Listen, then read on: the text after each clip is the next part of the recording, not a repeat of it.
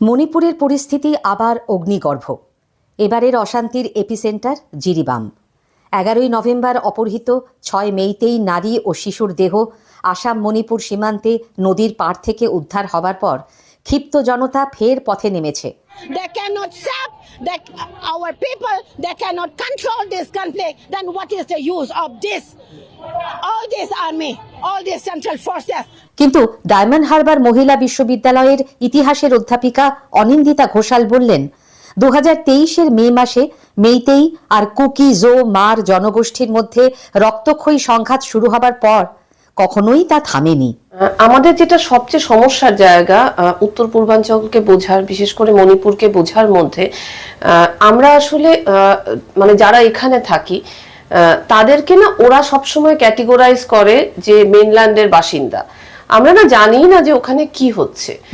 সেই ধরুন 2023-এর মে মাসের পর থেকে মণিপুর আসলে শান্তই হয়নি না। মানে ওটা সম্পর্কে রিপোর্ট যেভাবে করা হচ্ছিল আমাদের মেইনল্যান্ডের বাসিন্দাদের মনে হচ্ছিল আমরা ওটাকেও বলি এক ধরনের পলিটিক্স, যে কোর এবং পেরিফেরি পলিটিক্স। আমরা যারা করে থাকি আমরা জানি না যে আমাদের পেরিফেরাল জায়গাগুলোতে কি হচ্ছে বা মার্জিনাল মানুষদের সঙ্গে কি হচ্ছে।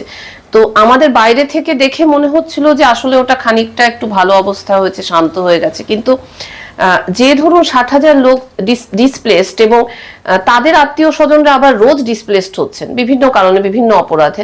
আমি 3-4টে সম্প্রদায়ের কথাই বলছি। যে আপনি যে বলছেন নতুন করে আবার অশান্ত হয়েছে, আমি প্রথমে এটাকে মানি না যে নতুন করে অশান্ত হয়েছে। কারণ আমার মতে গবেষক হিসেবে আমার মনে হয় যে ওটা কখনো শান্তই হয়নি সেই তখন থেকে। যে দৃশ্যগুলো এখন আমরা দেখছি, মানে মীরা পাইবির মহিলারা যেভাবে রাস্তায় নেমেছেন এবং এমএলএ মন্ত্রীদের ঘরবাড়িতে ভাঙচুর করে আগুন ধরানো হয়েছে, সেই অশান্তির যে ছবিটা সেটা কিন্তু আমরা কিছুদিন অন্তত দেখিনি। মাঝখানে আমি একটু ডিফার করব এখানে। আমার মনে হয় যে আমাদের দেখানো হয় শাসক দলকে আক্রমণ করা হচ্ছে সেজন্যই কিন্তু আপনি ছবিটা দেখছেন। আমি নর্থ ইস্ট ফলো করছি 2007-8 সাল থেকে। তো মণিপুরে যেটা আপনি বলছেন যে এখন আপনাকে যেটা ভিজুয়াল গুলো আপনি দেখতে পাচ্ছেন বা আপনার মনে হচ্ছে আপনি খবর পাচ্ছেন, সেটা কিন্তু তার দু ধরনের পলিটিক্স আছে। একটা হচ্ছে মিডিয়ার পলিটিক্স, যে আপনি কি দেখবেন, কতটুকু দেখবেন এবং আপনাকে কতটুকু দেখানো হবে। আর 2 নম্বর হচ্ছে সেটা হচ্ছে যে সাধারণ মানুষ যখন রাস্তায় নেমে আসে বা সাধারণ মানুষ যখন আরেক ধরনের সাধারণ মানুষকে যখন হত্যা করে, সেই খবর কিন্তু আমাদের কানে এসে পৌঁছয় না এবং মিডিয়াতে কিন্তু সেগুলো দেখানো হয় না। সুতরাং ব্যাপারটা একদমই এরকম নয় যে এখন আবার তীব্রতা বেড়েছে। আমার মনে হয় এখন তীব্রতা বেড়েছে আপনার মনে হচ্ছে কারণ যেহেতু এখন শাসক ভার্সাস সাধারণ মানুষ হয়েছে, সেই জন্য আপনার কাছে খবরটা এসে পৌঁছেছে। যদি এটা হতো যে ধরুন সাধারণ মেইতে এবং সাধারণ কুকিদের মধ্যে লড়াই হচ্ছে এবং তার মধ্যে যদি পাওয়ার পলিটিক্স বলতে আমরা যেটাকে বুঝি, সেটা যদি এরকম হতো যে সেটা ধরুন বিজেপিকে কেন্দ্র করে অতটা নয়, সেটা ধরুন এথনিক ইস্যুস যেগুলো বেশি ফোকাস করে করা, তাহলে কিন্তু সেই খবর আপনি পেতেন না।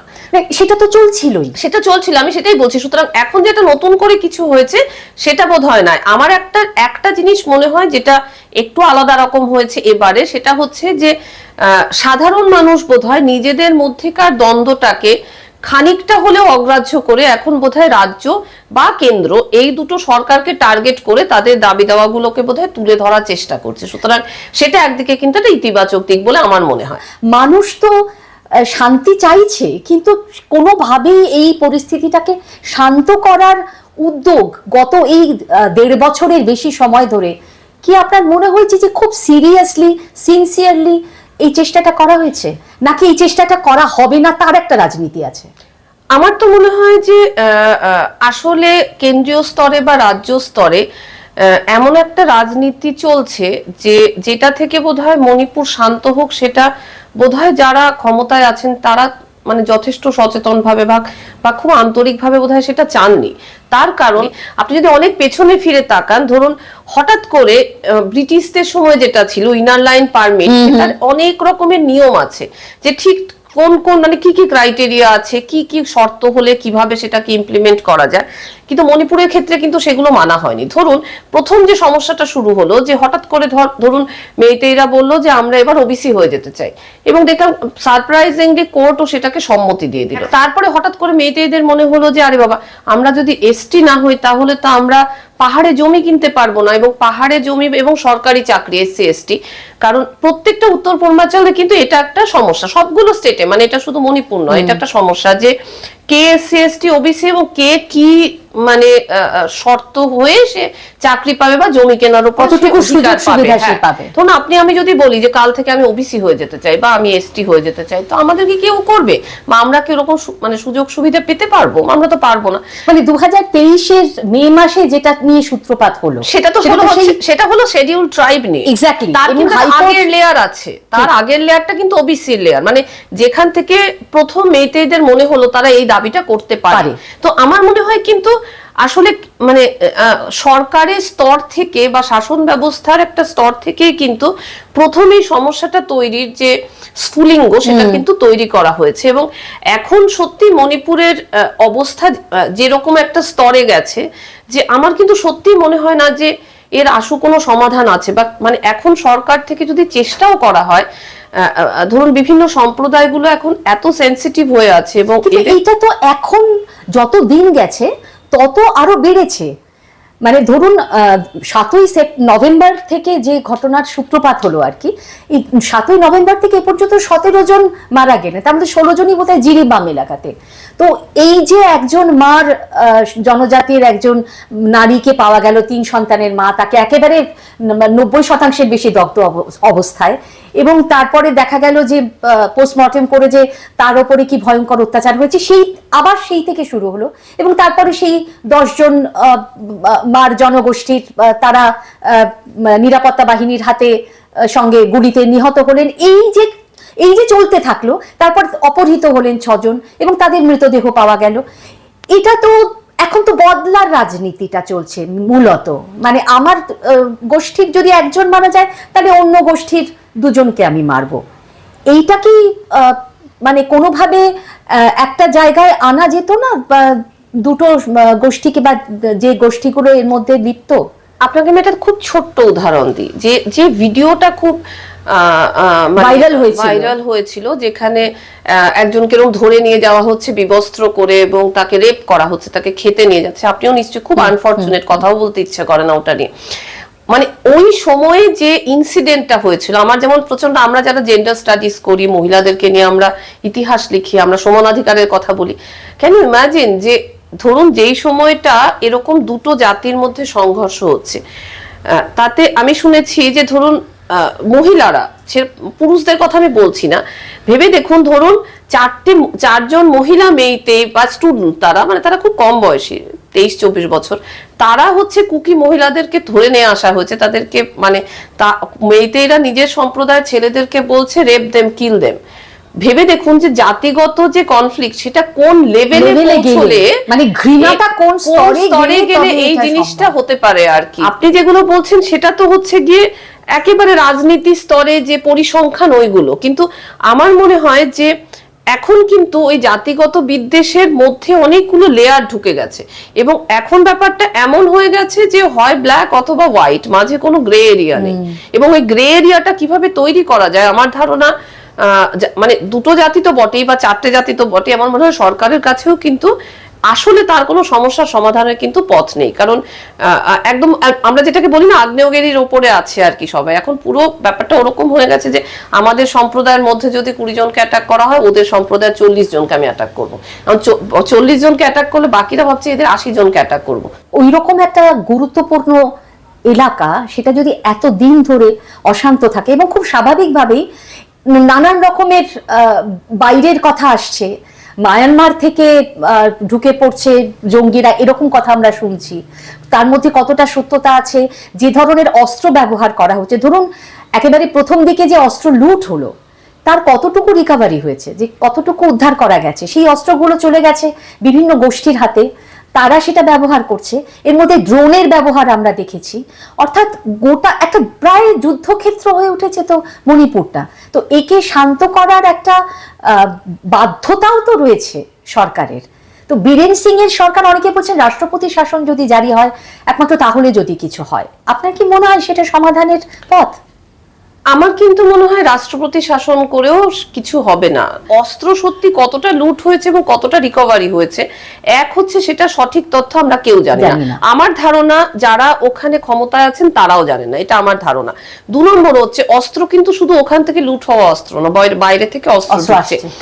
না হলে ধরুন এখন যে ফেন্সিং করা শুরু হয়েছে মায়ানমার এবং এর মধ্যে, তাহলে সেটার এত বিরোধিতা কিন্তু হতো না। কারণ মানে এর আগে আমরা সবাই বলতাম হচ্ছে গিয়ে ওই প্রচন্ড পরিমাণে আফিম ট্রেড নিয়ে সমস্যা আছে বা নেশার দ্রব্য ঢোকে, আমরা সবাই জানি যে ওটা খুব পপুলার রুট, বাংলাদেশে যায় আসলে বিভিন্ন রকমের নেশার জিনিসপত্র, কিন্তু আমার কিন্তু মনে হয় সেটাও আসল কারণ না। সুতরাং আমার মনে হয় না যে রাষ্ট্রপতি শাসন করলেও এটা হচ্ছে গিয়ে মানে সংশোধন করা যাবে। কিন্তু হ্যাঁ, এখন তো সবাই বলছে যে রাজ্যের কিছু গাফিলতি আছে বা রাজ্যের মধ্যে কিছু সমস্যা আছে, বা সেটা শুধুমাত্র ধরুন যেভাবে দেখানো হচ্ছিল কংগ্রেস এবং বিজেপির মধ্যে সমস্যা, সেটা বোধহয় শুধুমাত্র ওরকমটা নয়। আরেকটাও অনেকে বলছেন সেটা হচ্ছে যে কুকিজো মূলত খ্রিস্টান সম্প্রদায়ের এবং মেইতেইরা মূলত হিন্দু সম্প্রদায়ের, সুতরাং এটাকে অনেকে হিন্দু খ্রিস্টান, কারণ বহু চার্চ ধূলিসাৎ হয়ে গেছে, 400-র বেশি চার্চ পুড়িয়ে দেওয়া হয়েছে আমরা শুনেছি, আমরা কিন্তু এখনো জানি না সত্যি পরিসংখ্যানটা কি। তো সেক্ষেত্রে এটাকে কি এইভাবে দেখা যায় যে এটা একটা কোথাও একটা সম্প্রদায়গত সংঘাতও বটে? সম্প্রদায়গত সংঘাত তো বটেই, কিন্তু সেটা যে শুধুমাত্র তার যে ধর্মীয় ডাইমেনশন আছে আমার কিন্তু সেটা মনে হয় না। এবং যে তত্ত্বগুলোর কথা আমরা শুনছি এবং যে যে তথ্যগুলো নিয়ে লোকে আলোচনা করছে সেটাকেও কিন্তু আমরা ধরুন, আমি অ্যাজ আ হিস্টোরিয়ান ওটাকে আমি কনস্পিরেসি থিওরি বলবো। মানে আমি লিখেওছি যেটা, যে এটার কিন্তু সত্যি বাস্তবিক পক্ষে এটার মানে 100% ভিত্তি আছে কিনা আমি জানি না, বা হয়তো কেউই জানে না। আমার কিন্তু মনে হয় এই সমস্যাটার আসল যে মানে মূল রূপ, মানে সেটা দুটো জিনিসকে ঘিরে হচ্ছে। এক হচ্ছে জমি চাকরির ওপরে অধিকার, এটা হচ্ছে 1 নম্বর সমস্যা। আর 2 নম্বর হচ্ছে জাতিগতভাবে কে কোন অবস্থানে আছে সেটা নিয়ে একটা কম্পিটিশন আছে। আমার কিন্তু মনে হয় এই দুটো হচ্ছে আসল জিনিস। হ্যাঁ, কিন্তু তার সঙ্গে জাতিগত ব্যাপারের মধ্যে একটা রূপ হচ্ছে ধর্ম আছে। কিন্তু তার সঙ্গে আপনি এটা ভেবে দেখুন যে মেইতেইরা যারা এই ভ্যালি অঞ্চলে যারা সংখ্যাগরিষ্ঠ, আমাদের মণিপুরের মুখ্যমন্ত্রী তিনিও মেইতেই গোষ্ঠীভুক্ত, এবং বিজেপি তাদের সমর্থন, কেন্দ্রের সরকার এবং রাজ্যের সরকার একই দলের। কোথাও একটা কুকি জো মারদের মনে হচ্ছে কি যে আমাদেরকে ডিপ্রাইভ করা হচ্ছে বা আমাদের কথা শোনা হচ্ছে না, অনেক বেশি সরকার পক্ষপাতমূলক আচরণ করছে মেইতেইদের প্রতি, এটা মনে হবার পেছনে কি কোনো যুক্তি আছে? হ্যাঁ, অবশ্যই যুক্তি আছে, অবশ্যই যুক্তি আছে ওদের যেটা মনে হচ্ছে। কিন্তু সাইমালটেনিয়াসলি আপনি যদি সেটা সেভাবে ভাবেন তাহলে তো মেইতেইদের কথাতেও যুক্তি আছে, যে কারণ ওরা তো বিশ্বাস করে, ধরুন ওদের ধর্মের জায়গাটা যদি বাদই দিই, ওরা বৈষ্ণব ধর্মে বিশ্বাস, তার আবার অনেকগুলো আলাদা সেক্ট আছে। কিন্তু এটাও তো সত্যি যে ওদেরও তো এটা মনে হয় যে আমাদেরই এটা জায়গা এবং সেখানে আমরাই আস্তে আস্তে মাইনরিটি হয়ে যাচ্ছে। এবং আমরা ধরুন কুকিদের যদি পুরনো ইতিহাস দেখি, কুকিরা তো সারা জীবনই ধরুন এরকম সশস্ত্র সংগ্রামী, মানে ওদেরকে এভাবে ব্যবহার করা হতো। সুতরাং ওরা একটা জায়গা দখল করে আছে এবং ওরা আরো বেশি অধিকার চাইছে, ওরা আলাদা রাজ্যের কথা বলছে, তো সেটাও একটা প্রবলেমেটিক জায়গা। কিন্তু আমার যেটা মনে হয় যে প্রথম থেকে না এই বিষয়গুলোকে খুব একটা সেন্সিটিভলি দেখা হয়নি, 2 রাজনীতিক ভাবেও বোধহয় খুব সদিচ্ছার সঙ্গে দেখা হয়নি, এবং 3 বোধহয় প্রথম দিকটা না মানে বোঝাও যায়নি যে ব্যাপারটা ওই স্তরে গিয়ে পৌঁছতে পারে। সুতরাং সেই সময় কিন্তু সমস্যা একটু জিয়ে রাখা হয়েছে, সেটার কিন্তু আসল সমাধান করারও খুব একটা চেষ্টা করা হয়নি। আপনি আমি যেরকম কথা বলছি, ধরুন এরকম হতে পারে যে আমি আপনাকে মেরে ফেলছি বা আপনি আমাকে মেরে ফেলছেন। মণিপুরের অবস্থা কিন্তু সত্যি এতটা অগ্নিগর্ভ, কিন্তু মুশকিল হচ্ছে যে আমরা তো এখান থেকে সেটা কিছু বুঝতেও পারছি না, জানতেও পারছি। আচ্ছা, নাগরিক সংগঠনগুলোর ভূমিকা যদি আমরা বলি, মানে যেমন কোকোমি বলেছে যে 24 ঘন্টা সময় দিচ্ছে, এটা কিন্তু এবার প্রথম বলেনি। আমি কিন্তু ধরুন বছর 2 ধরে দেখছি যে এই সময়সীমা বেঁধে দিচ্ছি, তার মধ্যে এটা করতে হবে, বা এই সময়সীমার মধ্যে হচ্ছে গিয়ে সমস্যার সমাধান না হলে আমরা রাস্তায় নামবো। এরকম প্রচুর মানববন্ধন হয়েছে, এরকম প্রচুর মানে কর্মসূচি হয়েছে, কিন্তু কোনো কাজের কাজ হয়নি। বরং যখন মেইতেইরা ডেকেছে কিছু, সেই সময় কুকিরা আক্রমণ করেছে, আবার কুকিরা যখন কিছু ধরুন শান্তি মিছিল ডেকেছে বা কিছু করার চেষ্টা, সেই সময় মেইতেইদের কাছ থেকে আক্রমণ কর। সুতরাং দুটো গোষ্ঠীরও বক্তব্য যে আমরা যখন শান্তি চাই আমাদেরকে তো উল্টো দিকের গোষ্ঠী আমাদের আক্রমণ করে। যে নারীরা আন্দোলনে নেমেছেন, প্রতিবাদে নেমেছেন, প্রচন্ড তারা ক্ষিপ্ত, ক্ষুব্ধ, তারা সমস্ত কিছু ভাঙচুর করছেন এবং তারা বলছেন যে তোমরা সশস্ত্র বাহিনীকে সরিয়ে নাও, আমরা আমাদেরটা বুঝে নেব। এবং তারা বারবার বলছেন যে প্রধানমন্ত্রী কেন কিছু বলছেন না। প্রধানমন্ত্রীর মুখে আমরা মণিপুর সম্পর্কে যেটুকু উল্লেখ শুনেছিলাম সেটা জুলাই মাসে এবছর পার্লামেন্টে তিনি যখন রাষ্ট্রপতির ভাষণের ওপর ধন্যবাদ জ্ঞাপক প্রস্তাবের জবাব দিচ্ছিলেন তখন বলেছিলেন। কিন্তু আপনার কি মনে হয় যে এখানে প্রধানমন্ত্রীরও একটা ভূমিকা থাকতে পারতো? হ্যাঁ, নিশ্চয়ই প্রধানমন্ত্রীর ভূমিকা থাকতে পারতো, কিন্তু দেখুন প্রধানমন্ত্রী কেন কিছু বলছেন না, বিশেষ করে উনি কেন মণিপুরে যাচ্ছেন না।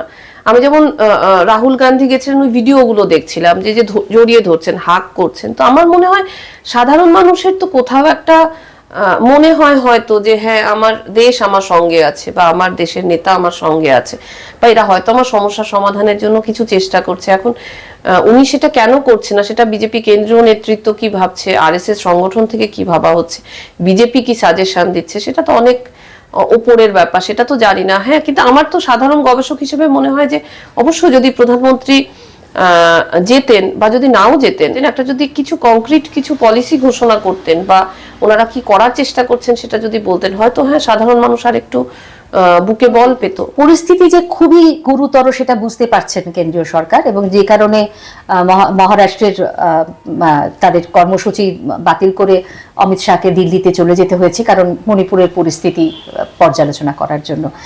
এটা ঘটনা যে আজকে এখানে যেখানে পরিস্থিতি এসে দাঁড়িয়েছে, আফস্পা তুলে নেবার যে অনুরোধ করছে রাজ্য সরকার, কেন্দ্রের পক্ষে কি সেটা সম্ভব?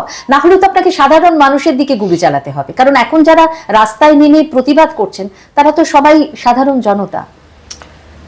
আপনি তো উগ্রপন্থীদের মোকাবিলা করছেন না। হ্যাঁ, মানে কেন্দ্রীয় সরকারের পক্ষে এটা তুলে নেওয়া সম্ভব কিনা সেটা বলা খুব মুশকিল, কিন্তু এখন তুলে নিলে সেটা ভালো হবে কিনা সেটাও কিন্তু বোঝা খুব মুশকিল। এটা হচ্ছে আমার পয়েন্ট।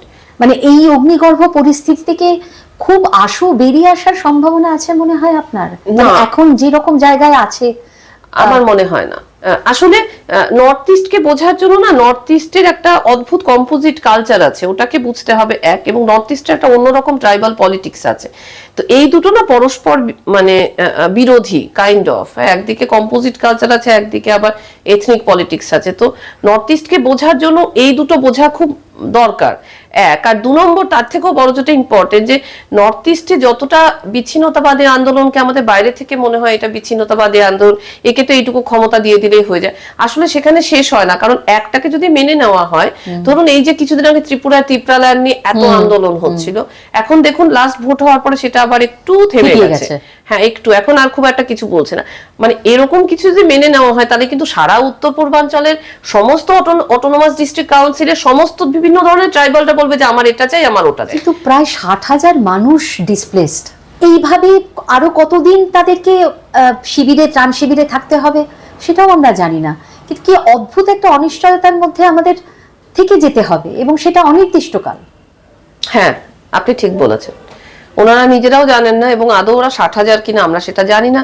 এবং সবচেয়ে যেটা সমস্যার আমার মনে হয় যে আমি একটা ভিডিও দেখছিলাম, ট্রমাটা বাচ্চারা কিন্তু ধরুন যারা স্কুলে যাচ্ছে না, অস্ত্র ট্রেনিং দিচ্ছে, তারা বলছে যে আমার কমিউনিটিকে রক্ষা করা আমার উচিত, এবং তারা যখন বড় হবে তারা তো এরকম থাকবে, তাদের যখন বাচ্চারা হবে তাদের বাচ্চাদেরকে তারা একই রকম ট্রেনিং দেবে। সুতরাং মানে এটা তো কয়েক জেনারেশনের একটা ব্যাপার, এটা আমার মনে হয় ঠিক।